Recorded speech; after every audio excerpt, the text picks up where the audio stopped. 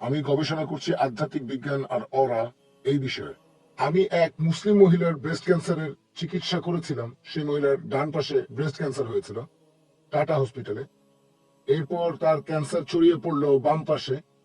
আমি যখন সেই মহিলার ফটো তুললাম তখন আত্মা সম্পর্কে জানতে পারলাম বিভিন্ন পশু আমরা যেগুলা খাই, আর একটা পশুর আত্মা এটা থাকে সেই পশুর শরীরের ভেতরে। এটা এক ধরনের এনার্জি। এখন এই ইলেকট্রোম্যাগনেটিক এনার্জি এটা 99% শারীরিক সমস্যার কারণ। ধরেন মোবাইল, মোবাইল খুব বিপজ্জনক। ভারতের 100 কোটি মানুষকে মেরে ফেলার জন্য শুধু মোবাইল ফোনই যথেষ্ট। আমাদের সরকার আর মেডিকেল সায়েন্স এই আধ্যাত্মিক বিজ্ঞানটা জানে না। অদৃশ্য এনার্জি মানে ইলেকট্রোম্যাগনেটিক এনার্জি, যে কোনো ভাই ইলেকট্রিসিটি। ভাই ভাই ডক্টর জাকির নায়েক মেডিকেল আর বিজ্ঞানের ছাত্র। আমি আপনাকে বলবো এই আচ্ছা, ভূমিকা বাদ দিয়ে সরাসরি আমি প্রশ্নটা করেন। আসলে বলছি ভাই নন ভেজ খাওয়ার কথা। এখানে পদ্ধতিটার কথা বলা হয়েছে যে কিভাবে পশুকে হত্যা করা হবে। যদি হত্যা করা হয় এক কোপে, তাহলে আত্মা বেরিয়ে যাবে, এনার্জি বেরিয়ে যাবে, সেই মাংস খেলে কোনো সমস্যা হবে না। কিন্তু যদি সঠিকভাবে কাটা না হয়, নিষ্ঠুরভাবে জবাই করা হয়, এনার্জি তখন মাংসেই থেকে যায়। আর সেই মাংস খেলে আপনি সেটা বুঝতেও পারবেন না। যদি কাটা হয় খাড়া দিয়ে অথবা কাটা হয় কোনো ফ্যাক্টরিতে, তখন পশুটার আত্মা বেরিয়ে যায়, সেই মাংস খেলে কোনো সমস্যা হবে না। কিন্তু যদি সঠিকভাবে কাটা না হয়, তাহলে আপনার হতে পারে ক্যান্সার, প্যারালাইসিস, অ্যাটাক। এরকম ঘটনা আমি ঘটতে দেখেছি গত 10 বছর ধরে, ফটোগ্রাফও আছে। তাহলে এখন ব্যাপারটা হলো এই যে, আমি কি উত্তর দেব? এবার আমি বলি। ভাই, আপনি প্রশ্ন করলেন যে আপনি একজন মুসলিম মহিলার ব্রেস্ট ক্যান্সার সারিয়েছেন, তারপর মহিলার বাম দিকে ক্যান্সার ছড়ালো, আপনি সেটাও সারিয়েছেন। তারপর আপনি বললেন কোন পশুকে তাৎক্ষণিক হত্যা করলে আত্মা বেরিয়ে যায়, যদি নিষ্ঠুরভাবে পশু হত্যা করা হয় আত্মা থেকে যায়, তখন সমস্যা হয়, ক্যান্সার হতে পারে। এক কথায় ভাই, আপনাকে আবার অনুরোধ করছি, আপনি জয়েন করতে পারেন টাটা মেমোরিয়াল ক্যান্সার হসপিটালে। আমি কয়েকজন ডাক্তারকে সেখানে চিনি। আমি আপনাকে বলতে পারি, ভারতের ভাই সরকার ভাই ভারতের সরকার একটা আইন করেছে, ভাই ড্রাগস এন্ড ম্যাজিক রেমেডি 1954। ভাই সেখানে বলা হয়েছে যে অনেক অসুখের কোনো চিকিৎসা নেই, সেখানে কোনো কিছুই বলা যায় না, আর এটা হলো 99%। এখন আমি যেটা বলতে ভাই, পারি, আপনার প্রশ্নের উত্তরটা দিইনি, এখনো 5 মিনিট আছে, অন্য লোকদেরও সুযোগ দিতে হবে। আগে প্রশ্নের উত্তরটা দিইনি। সরকার আপনাকে অনুমতি না দিয়ে ঠিকই করেছে, কারণ আমরা চাই না হসপিটালে আরো সমস্যা বেড়ে যাক। আমাদের যেটা করতে হবে, যদি মেডিকেল সায়েন্স ক্যান্সার তো সরাতে মাত্র পারেন তাহলে এখানে দাঁড়িয়ে আছেন কেন? আপনি নোবেল প্রাইজ পেতে পারেন। আপনি মেডিকেল নোবেল সায়েন্স তো প্রাইজ মাত্র পেতে 400 পারেন। বছরের পুরনো। আপনি নোবেল প্রাইজ পাবেন যদি এরকম আধ্যাত্মিক উপায় ক্যান্সার সহ অন্যান্য রোগ সারাতে পারেন। আমিও নোবেল কমিটিকে বলবো যেন আপনাকে নোবেল প্রাইজ দেওয়া হয়, তবে কমিটি আপনাকে সিলেক্ট করবে না কেন সেটা বলছি। আমি এখানে বৈজ্ঞানিক কারণ দেখালাম, মুসলিমরা কিভাবে পশু জবাই করে, শরীর থেকে রক্ত বেরিয়ে যায়, তারপরও আপনি বলছেন যে আত্মা থেকে যায় বা আত্মা বেরিয়ে যায়, এভাবে ক্যান্সার হবে। ভাই, আপনার মেডিকেল জ্ঞান খুবই দুর্বল। আমি মেডিকেল দুর্বল। ছাত্র না, আধ্যাত্মিক এখনকার আরোগ্য বিজ্ঞান করি। আমাদের বলে যে রক্তের মধ্যে প্রচুর পরিমাণে ব্যাকটেরিয়া, জীবাণু আর টক্সিন থাকে। যদি ইসলামিক নিয়মে জবাই করি, রক্ত বেরিয়ে যায়, টক্সিনও বেরিয়ে যায়, অসুখ হওয়ার সম্ভাবনা কম থাকে। আপনি বললেন উল্টোটা। আপনি কোন বিজ্ঞান সম্পর্কে বলছেন বুঝতে পারছি না। আমি একজন মেডিকেল ডাক্তার, আমার এমবিবিএস ডিগ্রি আছে। আর কোরআন বলছে সূরা নাহল অধ্যায় নম্বর 16 আয়াত নম্বর 43, আর সূরা আম্বিয়া অধ্যায় 21 আয়াত নম্বর 7, ফাসআলু আহলিল যিকরি ইন কুনতুম লা তা'লামুন। যদি তোমরা না জানো তাহলে জ্ঞানীদেরকে জিজ্ঞেস করো। এটা হচ্ছে আমার স্পেশালিটি। আপনি নিজের ইচ্ছা মতো যা খুশি করতে পারেন, আপনি যেমন খুশি প্র্যাকটিস করতে চান, তবে আমি বৈজ্ঞানিক কারণ দেখাচ্ছি যে কেন এটা করি।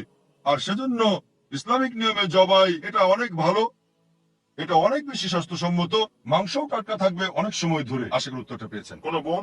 জি, এই প্রশ্নটা করেছেন একজন অমুসলিম বোন। এটা আজকের অনুষ্ঠানের শেষ প্রশ্ন হবে, প্লিজ।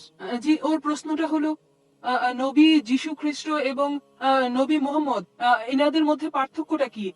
যীশু খ্রিস্ট মানুষকে শিখিয়েছেন যে কিভাবে জীবন ধারণ করব আর ঈশ্বরের উপাসনা করব। আবার এই একই জিনিস শিখিয়েছেন নবী মুহাম্মদ।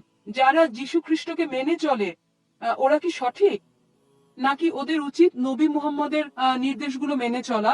আর যীশু খ্রিস্ট আরো একবার যেহেতু এই পৃথিবীতে আসবেন, তাহলে তিনি কি শেষ নবী?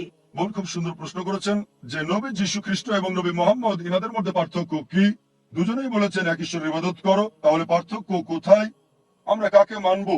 আর যীশু খ্রিস্ট আবার পৃথিবীতে আসবেন, তাহলে তিনি কি শেষ নবী? এই প্রশ্নটার ব্যাপারে যদি বলতে হয় যে যতজন নবী রাসূল আছেন তাদের মধ্যে 5 জনকে সহিহ হাদিস অনুযায়ী বলা হয় সবচেয়ে গুরুত্বপূর্ণ।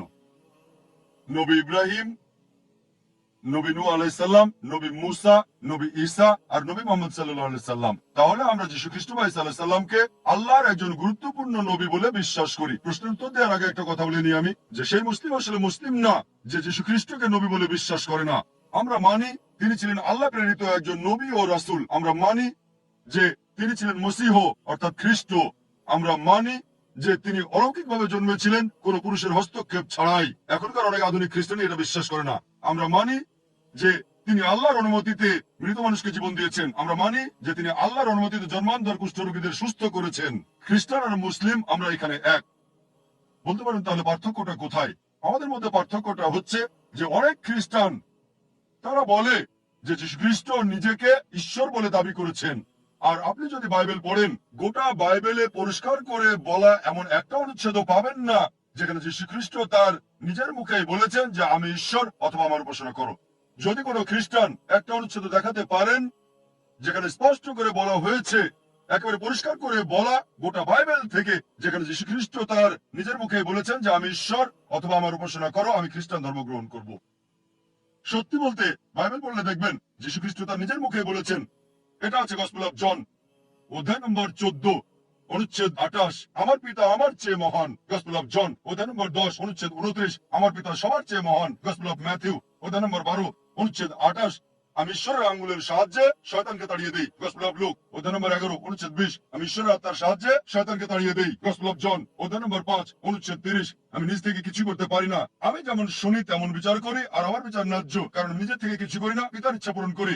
যদি কেউ বলে আমি নিজের ইচ্ছা পূরণ করি না, আল্লাহর ইচ্ছা পূরণ করি, সে একজন মুসলিম।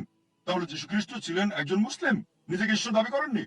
তারপর বাইবেলে আছে গসপেল অফ জন অধ্যায় নম্বর 14 অনুচ্ছেদ 24, যীশু বলেছেন যে তোমরা যে কথাগুলো শোনো সেগুলো আমার নয়, আমার পিতার যিনি আমাকে পাঠিয়েছেন। তারপর গসপেল অফ জন অধ্যায় 17 অনুচ্ছেদ 3, যীশু নিজের মুখে বলেছেন এ হচ্ছে অনন্ত জীবন, যাতে তোমরা জানতে পারো ঈশ্বরকে বলে একজন আর যীশু খ্রিস্টকে যাকে তিনি পাঠিয়েছেন। এরপর আছে বুক অফ অ্যাক্টসে অধ্যায় নম্বর 2 অনুচ্ছেদ 22, হে ইসরায়েলবাসী, মন দিয়ে শোনো, নাজারেথ শহরের যীশু তোমাদের মধ্যে ঈশ্বর অনুমোদিত একজন মানুষ। তিনি অনেক অলৌকিক কাজ করে দেখাবেন, ঈশ্বর তাকে দিয়ে করাবেন আর তোমরা তার সাক্ষী। ঈশ্বর অনুমোদিত একজন মানুষ তোমাদের মাঝে, তিনি অনেক অলৌকিক কাজ করে দেখাবেন, তাকে ঈশ্বর করাবেন, তোমরা তার সাক্ষী। তাহলে যীশু খ্রিস্ট ঈসা আলাইহিস সালাম আল্লাহর খুব গুরুত্বপূর্ণ একজন নবী ও রাসূল, তবে তিনি আল্লাহ নন। আর যদি তাকে অনুসরণ করতে চান, এই কথাটাকে বলেছি যে গসপেল অফ জন অধ্যায় 16 অনুচ্ছেদ 12 থেকে 14, যীশু বলেছেন আমি তোমাদের অনেক কথা বলতে চাই, কিন্তু সেগুলো এখন সহ্য করতে পারবে না, কারণ যখন সত্যের আত্মা আসবেন তিনি তোমাদের সত্যের পথে নিয়ে যাবেন। তার মানে যদি আপনি সত্যি যীশু খ্রিস্ট ঈসা আলাইহিস সালামকে মেনে চলেন, এক ঈশ্বরকে বিশ্বাসের পাশাপাশি, তাহলে আরো মেনে চলবেন সর্বশেষ চূড়ান্ত নবী মুহাম্মদ সাল্লাল্লাহু আলাইহি ওয়াসাল্লামকে। এবার আপনার শেষ প্রশ্নের উত্তরে বলি যে যীশু খ্রিস্ট আবার আসবেন, তাহলে তিনিই তো শেষ নবী। পবিত্র কোরআনে উল্লেখ করা হয়েছে সূরা মাইদা অধ্যায় নম্বর 5 আয়াত 116, যীশু খ্রিস্ট বলছেন আল্লাহ সুবহানাহু ওয়া তাআলাকে যে তুমি সাক্ষী থাকো, আমি কখনোই বলিনি আমার উপাসনা করো, বরং বলেছি اعبدوا الله আল্লাহর ইবাদত করো, ربي وربكم। যিনি আমার ও তোমাদের প্রভু। এখন যীশু খ্রিস্ট দ্বিতীয়বার আসবেন কেন? তিনি আল্লাহ তাআলার একমাত্র রাসূল, যাকে তার অনুসারীরা ভুল বুঝেছে। তিনি নাকি নিজেকে ঈশ্বর বলে দাবি করেছেন। অন্য সব নবী রাসূল তাদের অনুসারীরা কখনো তাদেরকে ঈশ্বর ভেবে ভুল করেনি। ঈসা আলাইহিস সালাম অথবা যীশু খ্রিস্ট হলেন একমাত্র রাসূল যার অনুসারীরা ভুল করে ভেবেছে যে তিনি নিজেকে ঈশ্বর দাবি করেছেন। এই কারণে দ্বিতীয়বার যখন আসবেন, তখন তিনি আসবেন নবী মুহাম্মদ সাল্লাল্লাহু আলাইহি সাল্লামের অনুসারী হিসেবে। কোন নতুন নিয়ম আনবেন না, তিনি আসবেন সাক্ষ্য দিতে যে নিজেকে ঈশ্বর বলেননি। তিনি নতুন কোনো ওহী আনবেন না, ওহী আসা সম্পূর্ণ হয়ে গেছে। কোরআন বলছে সূরা মাইদা অধ্যায় 5 আয়াত 3, আজ আমি তোমাদের দিনকে পূর্ণ করলাম, তোমাদের জন্য ইসলামকে পছন্দ করলাম, আর তোমাদের প্রতি অনুগ্রহ সম্পূর্ণ করলাম। নতুন করে কোনো কিছু ইসলামে যোগ বা বিয়োগ করা যাবে না। তাহলে ঈসা আলাইহিস সালাম দ্বিতীয়বার পৃথিবীতে এসে খ্রিস্টানদের বিরুদ্ধে সাক্ষ্য দেবেন যে তিনি বলেননি আমার উপাসনা করো, বলেছেন اعبدوا الله আল্লাহর ইবাদত করো, ربي وربكم। তিনি আমার ও তোমাদের প্রভু। তাহলে যীশু খ্রিস্ট আবার আসবেন মুহাম্মদ সাল্লাল্লাহু আলাইহি সাল্লামের উম্মত হিসেবে, খ্রিস্টানদের বিভিন্ন ভুল ধারণাগুলো দূর করার জন্য। আশা করি উত্তরটা পেয়েছেন। ওয়া আখিরি দাওয়ানা